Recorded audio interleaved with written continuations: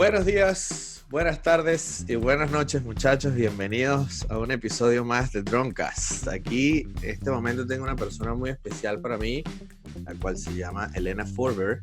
Es lo máximo en la vida y fue mi primera jefa en EF, una de mis primeras jefas multiculturales. En este momento no estoy entendiendo absolutamente nada, pero ya lo voy a traducir. Viene de Suecia y estuvo conmigo en EF. Welcome, Helena. How are you? I was just saying your intro. I'm like, when do I say something? No, I'm good, thanks. How are you? All good, all good. I was talking to people like I'm just anything that I say in Spanish you're not understanding, so people will know why you were all serious. Yeah. I did actually study Spanish at school, but my teacher was so bad, and I was a really bad student, so I can order a beer in Spanish. That's about it. That's something happened. Something happened with Spanish. The Spanish is difficult. It's very hard. It's very hard. It's like a lot of long words. Yes, true. It's fun though.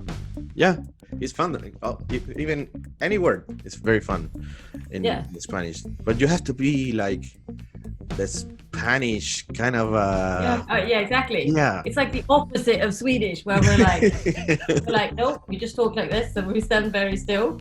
It's like when you were in Europe, the further south you travel, the more you speak with your hands, right? Exactly. The truth. Also, if you met a Venezuelan who speak like a Swedish guy, people will see like this. Something's happening here.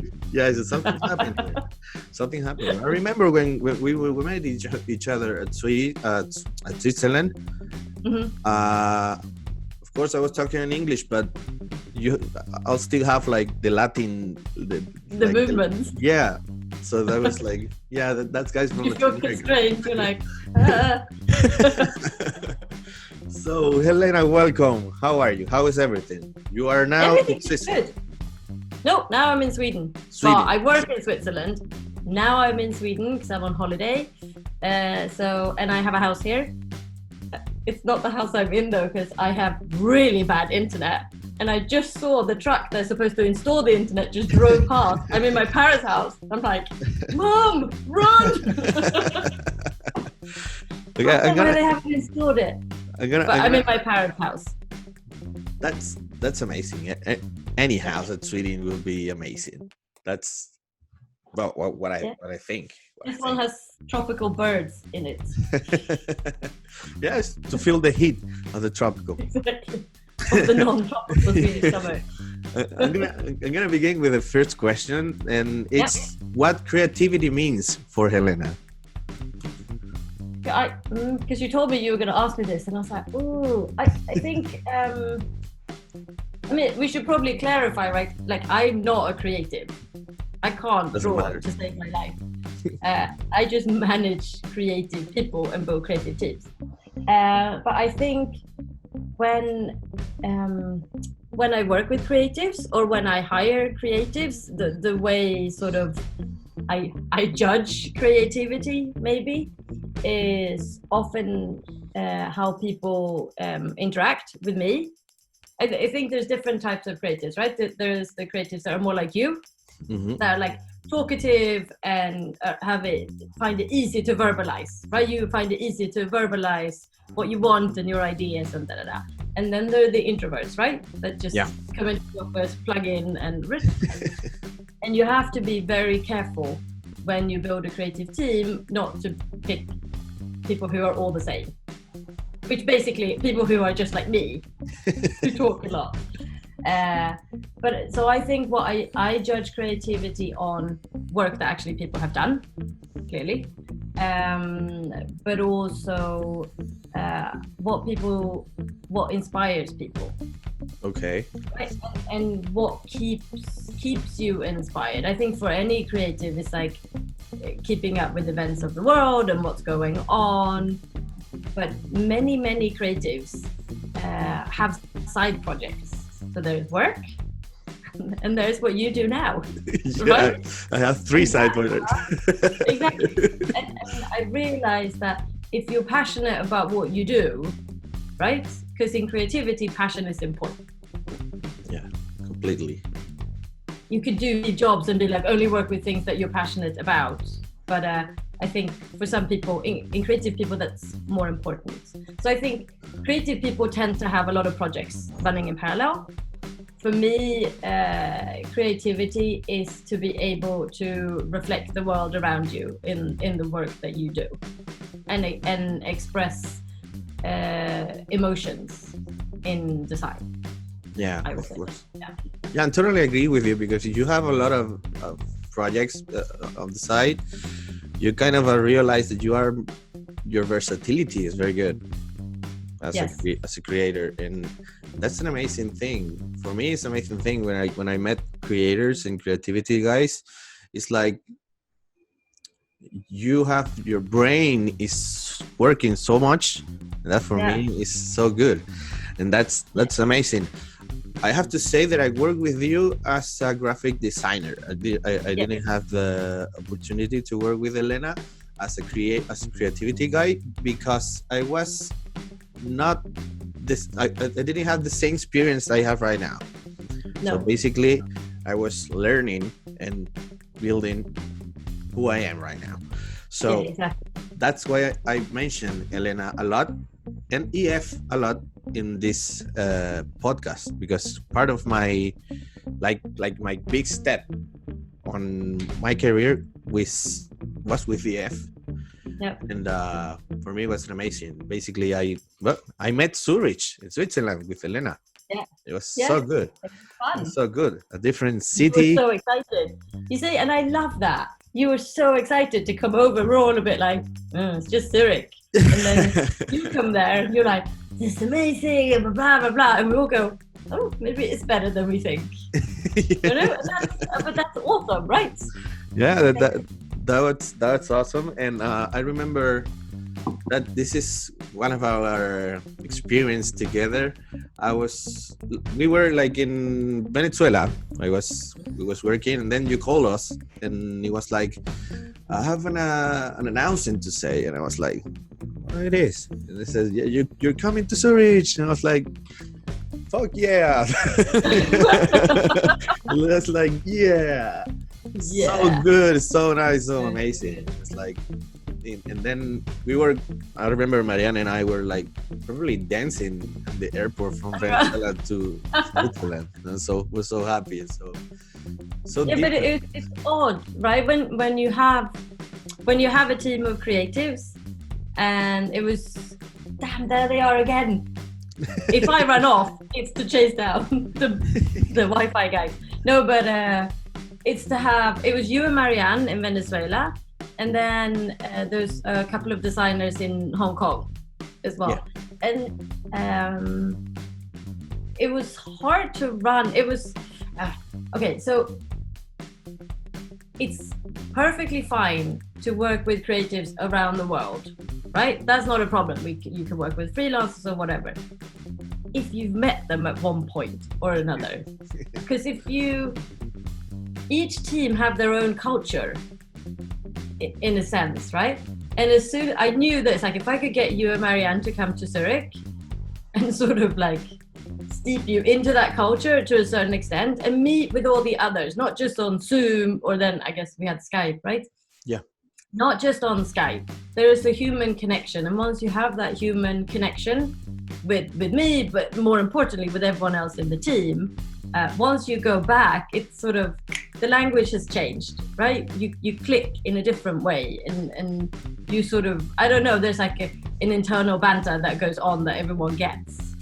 Yeah, when I came to Venezuela, came back from Venezuela, I realized that I understood 100% how EF works and how EF it is for going to Switzerland, because it was like, okay, this school is so nice to see EF from Venezuela, but when you are on the central and everything works, you see, and you know all those guys who you chat from Skype, and this is an amazing group that we have on Skype. It was I love that group.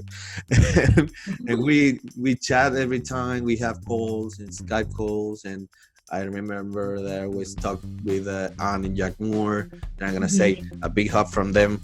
And with Helena also. And when I met you guys, it was like, now I get like, it. Yeah, it's like that's the family where we are. Yeah. And that's the important thing. That's the important thing. Yeah. But exactly. Now, another question that I had is like, tell us about your career. Like, who's Helena? Because I know you, but I know. these Spanish speakers doesn't know who Helena is. They don't show me. Good for them. No, so I'm born and raised in Sweden, and I think from very early on, I'm from a family. There's 6 of us, right? So I have 3 siblings, and I think from really early on, my mom was a teacher, but she was a teacher for immigrants in Sweden. So from quite an early age, you go to like with your parents to work, but also she would often invite people home. So sort of we had sort of the world at home quite a lot. A lot of people from Chile at that point, because this is the early 80s. So I think quite early on, I was like, I need to get out and I need to see more. So I think, what did I do? So when I was 15, I sort of, I didn't actually travel with the EF for various reasons, but I did go to the UK for a summer to study English. And then in Sweden, you learn English from the age of 7 anyway. So by the time I was 15, I was pretty fluent, but it seemed like a fun thing to do. So I did that. And then I was in Germany for a summer. And then quite soon after I left school, sort of 19, I went to Switzerland actually for a year to be an au pair. That was really boring. A difficult au pair.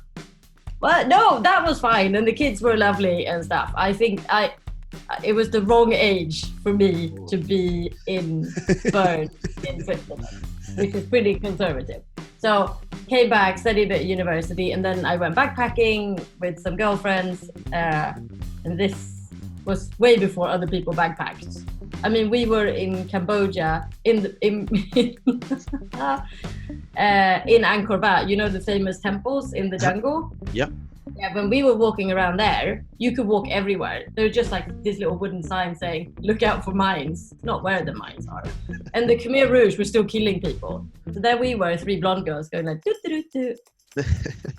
I don't know what we were thinking or what our parents were thinking, but. So we trekked around Southeast Asia for a while, came back, went to university, and then did my last 6 months at university in New Zealand, in Auckland, where I then met my husband. Well, he was my husband then. He was from the UK. So pit stop in Sweden, left and went to London, and then lived in London for 8 years. And that's where I started working for EF eventually. So I did, this was September the 11th, had just happened, that literally the week before I moved. So I ended up working in as a receptionist, and then worked my way into the marketing department, and then worked for a PR firm for a little bit, and then ended up in a tiny advertising agency. There was like 4 of us. And sort of, I had a creative director there who was very good, but had no people skills whatsoever. So I took on that part of the business, and then the business grew and we hired some more people. And then I was headhunted to EF through friends who were in London.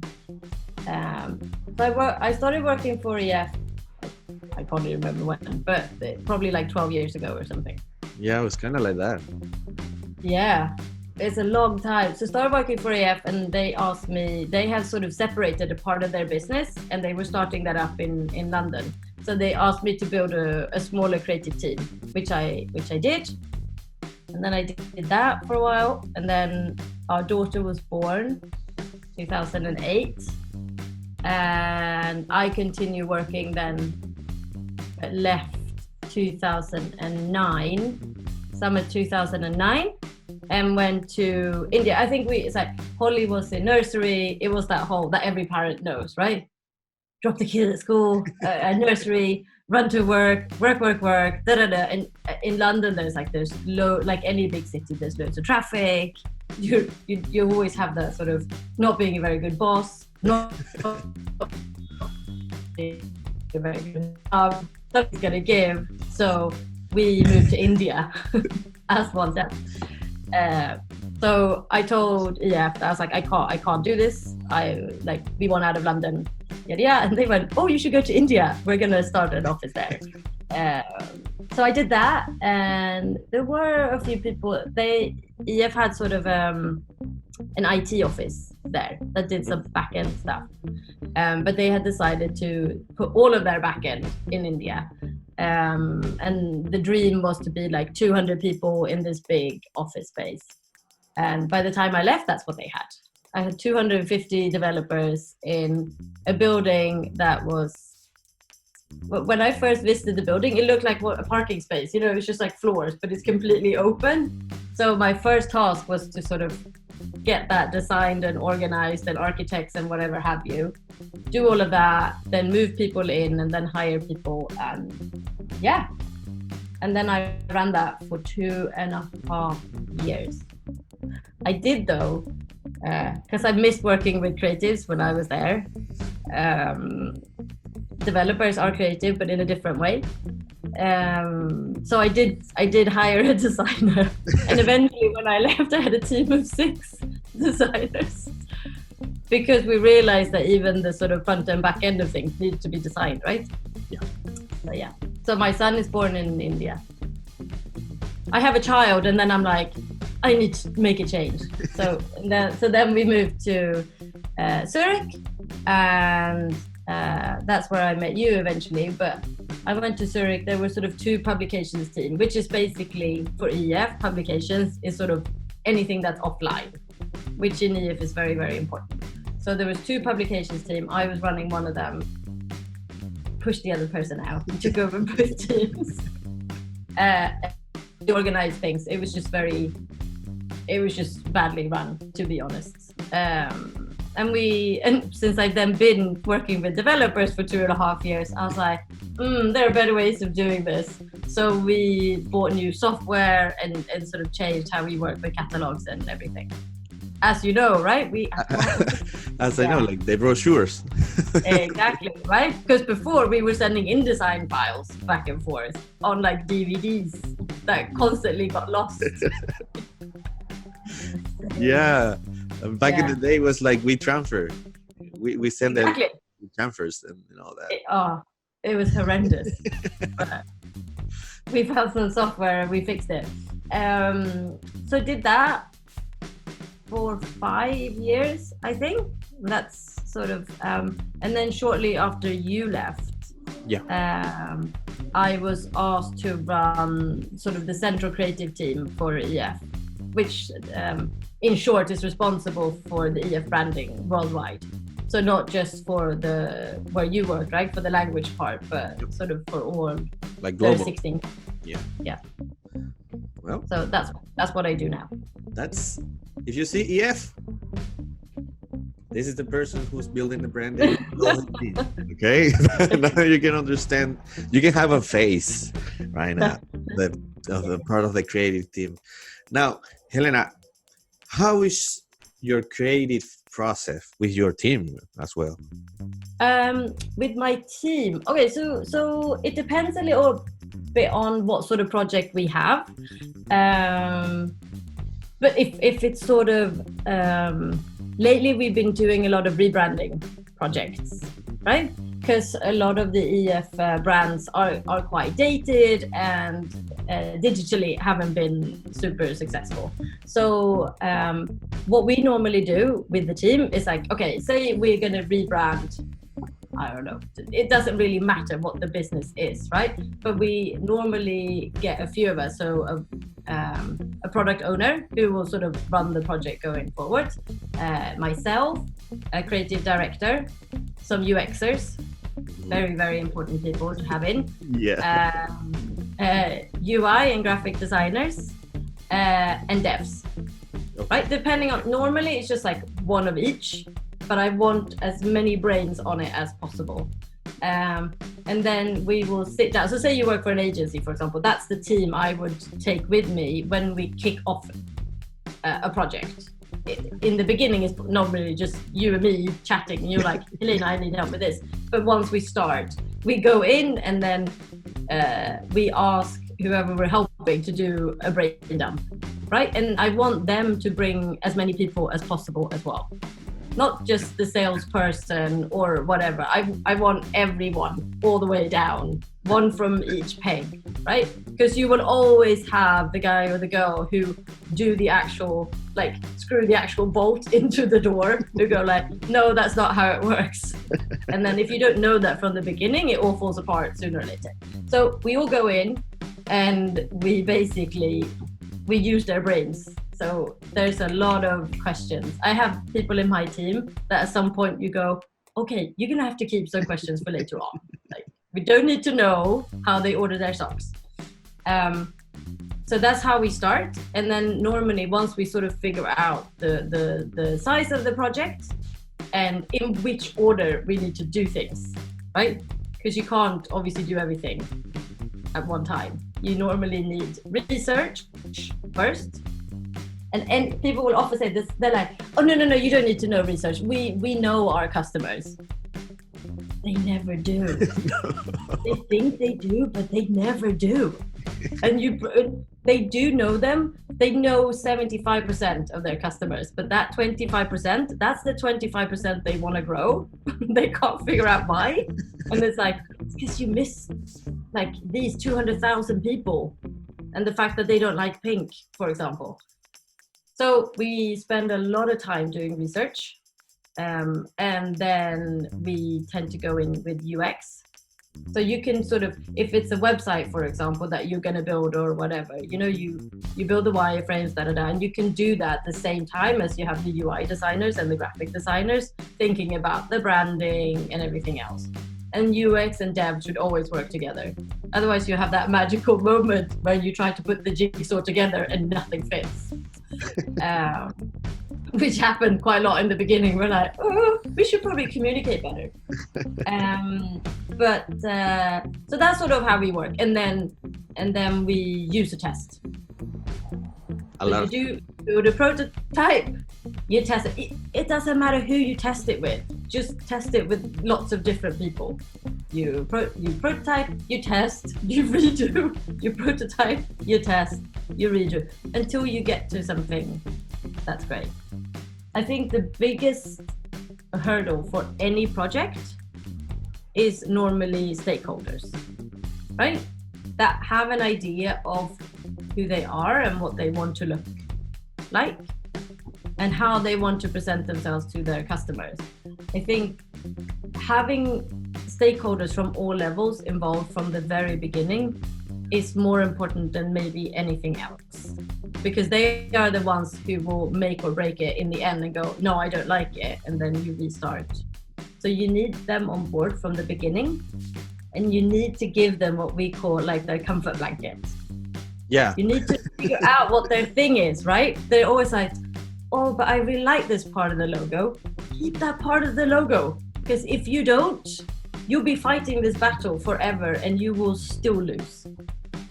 So you need to sort of like let go a little bit and give people their comfort blankets, and then they will support you all the way. You know that this is and I have to say it, it's important, this is an European side of you, because the Latin American guy fight too much. And I always say like, stop it, leave it, just leave it a little bit. It's no worry. Because it's but not it's your also idea. like you need to choose your battles, right? Yeah, because it's like, it's not your idea. It's the idea from another guy. You have to build what he wants and what we think. Yeah. I know that there are guys that we are trying to be that idea to be like the best idea ever or anything, but you can suggest something.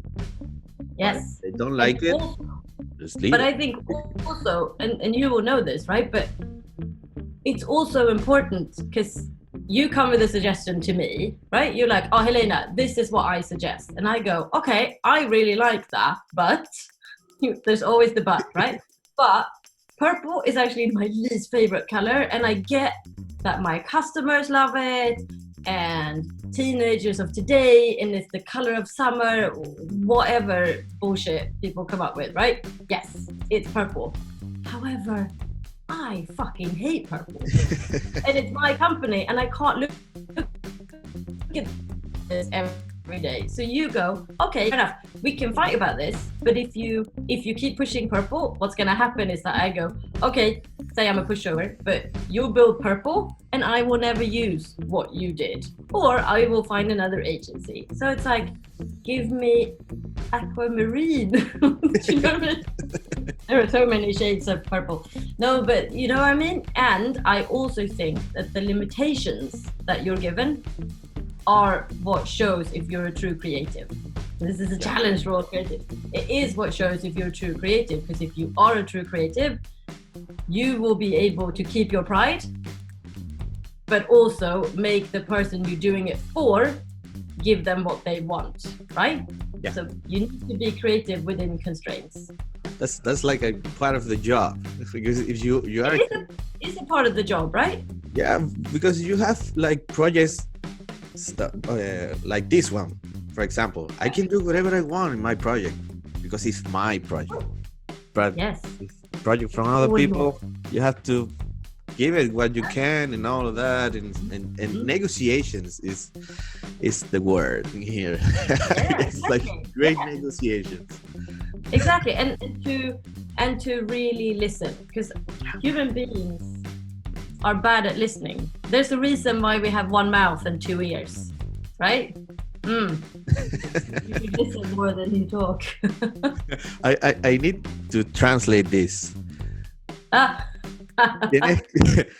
Elena acaba de decir que tienes que ser un buen oyente, por eso es que tenemos una boca y dos oídos. That's important to say because nobody understands that. I don't understand it either. I just know. Yeah, sometimes people like, yeah, I'm a great listener. It's like, no, you're not, because I'm telling you, orange, you're keeping putting me red, so you're not a good listener. No. So that's exactly. Yeah, it's like, see it with your couple. If your couple tell you something and you understand everything, so you are a good listener. Exactly. Yeah, exactly. Or with your kids or something in your like in your around. If you are a good listener, you understand everything. If not, you're not. But that's and I have to say, I really love to talk with you about creativity and everything, because this is an Helena I didn't met, because we've been like in publications with offlines, and we were kind of running every time in always running. Always running. It was kind of difficult. I remember even in Venezuela, people like talked to me. I was like, no, I can't. Right now, I can't. I have like 10 tickets from Sandesk that I had to do. And I remember, I think one year I did like 200 and something when I went to Zurich. I remember it was like one of the top with Sabrina, with some kind of inimagine kind of number. So but that's the EF spirit. That is the EF spirit. But it's also, but it doesn't necessarily feed, and the way we worked in publication didn't necessarily feed creativity. It made you very skilled at what you do and very fast, but it was never that, which I have now a lot more, that pause of like, what do we actually do? Like, let's to craft something. It's like, I always said that for a creator or creativity guy is way more like think more to do less. Yes. That's important, because you have to be like your production have to be very, very fast, so your designers can do the idea with a lot of time, not running. So that's kind of a, like, I always had that right in everything, like think to do less. That's important. That's important. Because, and that's another thing. If you are a graphic designer, and to be in publication, you have to be very, very fast. Very fast. And very exact, right? very sad, very fast, good listener, good speaker, and you're proud have to be there, but just to defend publication. Yes. You know, it's like, can you give me the original? No. Yeah. I'm not. I will give you a PDF. Yeah, exactly. Yeah. That was I think it's like it's a good start, right? Because at least it's almost like if you have a different trade, right? If you're a painter or whatever and you paint houses, at least it's like once you painted X many houses, you know when it comes to house 150, you're like, I know exactly how to do it. And if I want to be creative, this is where I'm creative, because I still have to tape everything and wash everything and that you do, or you find other people to do it for you probably at that point. And you just do the creative part, but at least you know your trade. And I think that's important. When I decide like to go to EF, because you guys like interview me and all of that. Yeah. I have like with your mom in the background. Yeah, with my mom in the background. She will probably listen all this episode just to yeah. It's like Mom, Elena remembers you from the interview. Yeah, but you were pretty okay. If I remember correctly, I remember she came in, but I remember you're a bit like, oh, never. You didn't sound stressed in the slightest. Yeah. She left. That's one of my abilities. It's like the fire. You're like, oh. Yeah, it's like Hulk. Like, how do you do it? I always trust. That's the secret. But superpower. Yeah, I remember that when I made the decision to work in EF, it was like I said to myself, this is gonna be very hard, and it's gonna be very good, very great, because it's a big company. And I have to say, I was scared to start at EF at the beginning. Oh, I'm not surprised. Yeah, but then when I start, you grow as a professional so much that you, even now I'm not at EF, but I'm still speaking of EF because it's important to me in my career. They practically they built me as a designer and creator right now, and for me, I'm grateful. And I have to say in here that you are one of those persons who became one of my kind of I have to say, for me, always like the best boss, the best creator person, the best everything. I have to say it's Helena. So that's why you're here. That's why you're I'm honored. Yeah, you teach me so much that, and still you're teaching me right now. So that's amazing. We should always teach each other things, right? That sort of comes to the listening part. Yeah. But that's how you move on in life. Totally. By learning from other people. Totally. I remember I was talking like from some close friends that, I'm gonna interview Elena, and I was telling you like who Elena is, and they were like, how is she gonna have time for that? I was like, well, you have to be very close. So we work with Elena very much that she really cares of you, because she doesn't have any time in working so hard.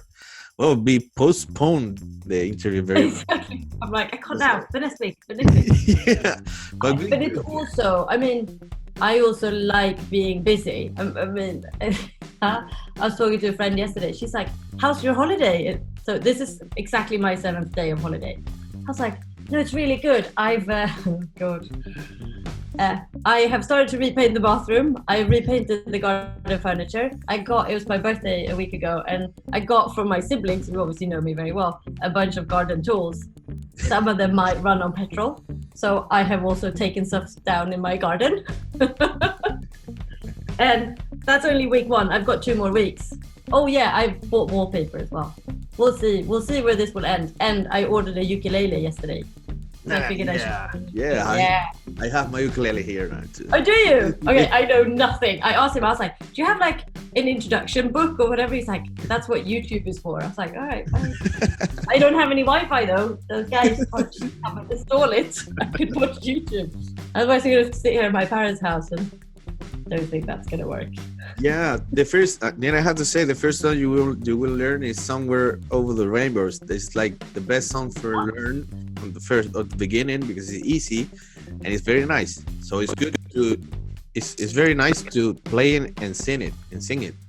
Ah, so it's very good. perfect. I can't sing, but I'll have my children sing. Yeah, you can learn Somewhere Over the Rainbow. It's very good. It's very have like everything. You start a family band. Now I'm gonna give like another question that I have here is how important is to work in a multicultural environment? That's something that I always said, like if you have the opportunity to have a multicultural environment. Hard. It's hard. This is my Spanish betraying me right now. It's hard to work in a multicultural environment. It's also very hard to say. Yeah, because you guys say multicultural. I said multicultural. Oh God, yeah, that's hard, right? Yeah. It's like So how is it? So I think it depends on the person, right? For me, I feed off that. A bit like I said, I feed off the intersection between cultures. Yeah. It's almost like if I said to you, it's like, oh, I went for dinner, it was very sophisticated. Mm-hmm. The image that pops into your head and the image that pops into my head are probably very different. Like, the people might be very similar in the way they dress, right? Maybe like black dresses and suits, and they've done their hair and they're wearing pearls or whatever. But the setting for me will be very Scandinavian, very like no colors, very sleek. There might be a chandelier. Do you know what I mean? And for you, it's probably very different. Yeah. And I love that. So especially when you work with creatives and you say these things and everyone goes, mm-hmm, and then everyone goes off and comes back with something completely different from one another, and you go, ah. I love that, because then when you start puzzling them together, then you get what sophistication is from a worldview, right? And I think for me, working with creatives from around the world, or creative, it doesn't really matter. When I worked in India, you work with people from a different background than yourself. What you learn, and you know this, right? When you came to Zurich, the things that you can learn if you're open-minded and you're willing to accept that what I know or what I believe to be, it's slightly Freudian, right? Yeah. Is a chair really a chair, or is it something else? And you'll find it's probably something else. and I think, but if you're open-minded and you can accept the differences, the scope of learning is endless. And the well of creativity is also therefore endless. I love that.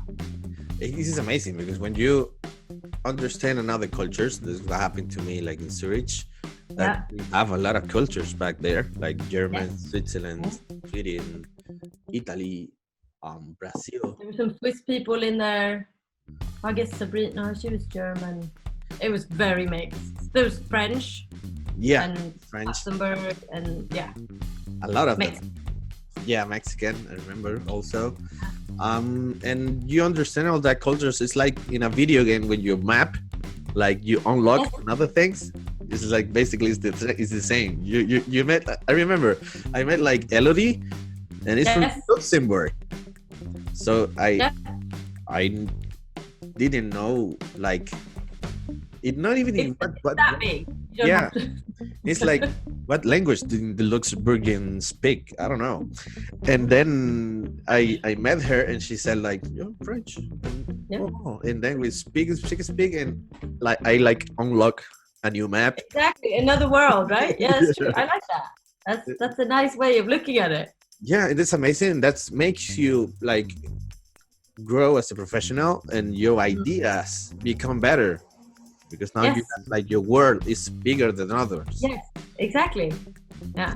So that's So I think working in a multicultural environment, it for me it feeds me.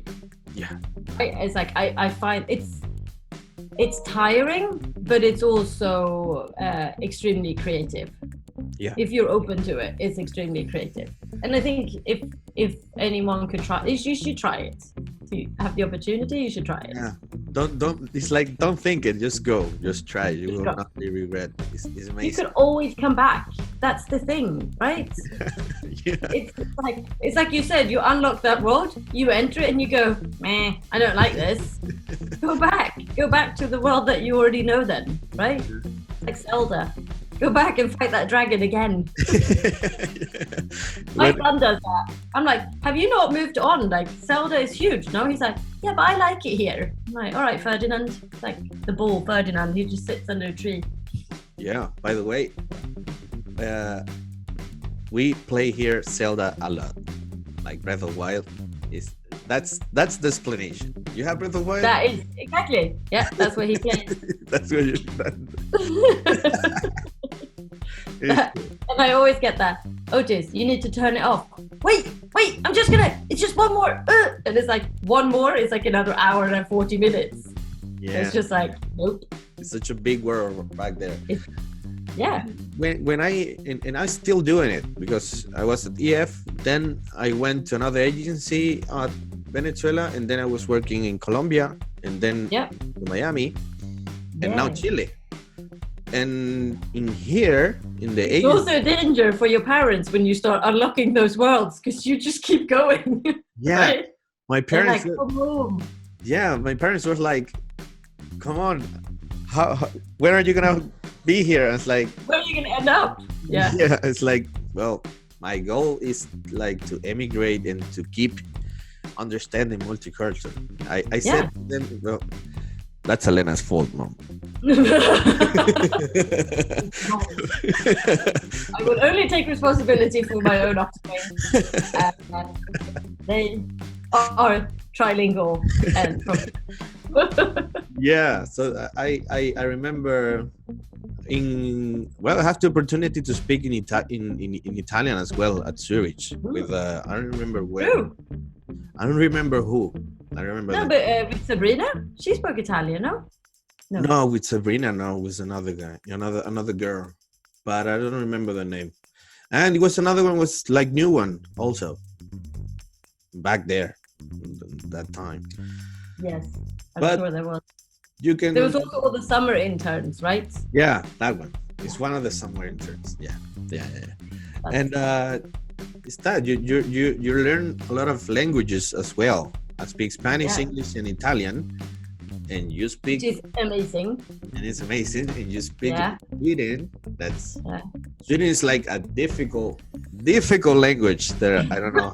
I don't understand. But it's sort of like but you have the Romanic languages, right? Like Spanish and Italian, and then you have the Germanic languages, like German, Swedish, Dutch, So I'm part of those. So German for me isn't super hard, or English isn't super hard. Whereas Spanish and Italian, I'm like that's harder. Yeah. Yeah, it's amazing.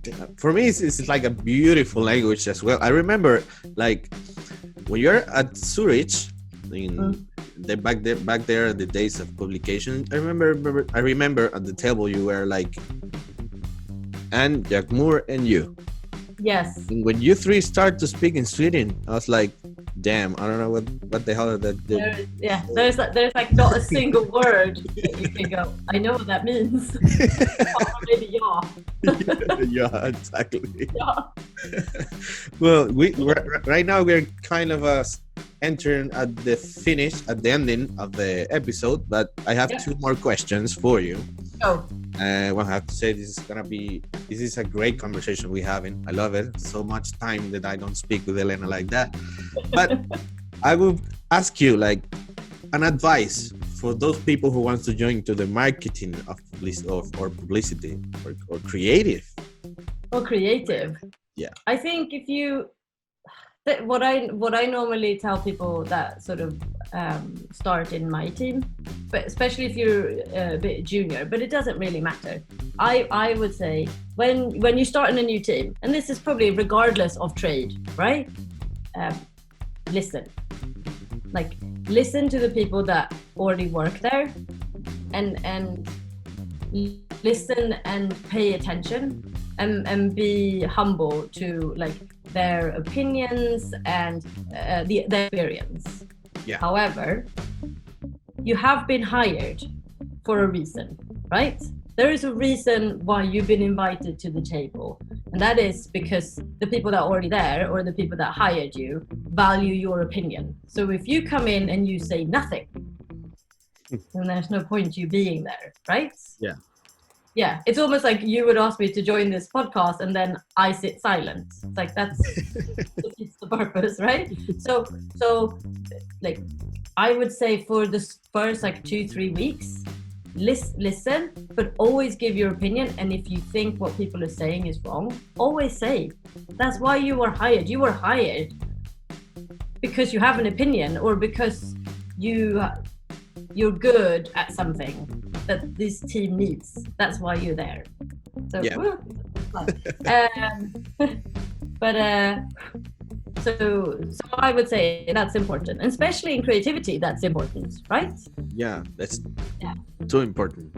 Too important. It's like, it's when you interview me, I was like always talking, keep calm every time, and I was like, well, if they said welcome, good, and you guys said welcome, and for me it was like go and do the best, because that's where EF saw something in you, so go. Exactly.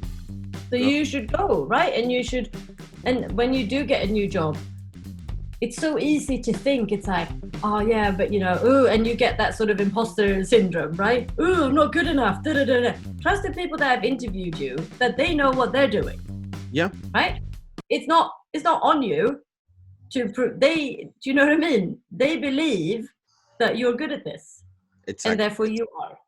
Yeah. It's more experience, more everything. Then they know.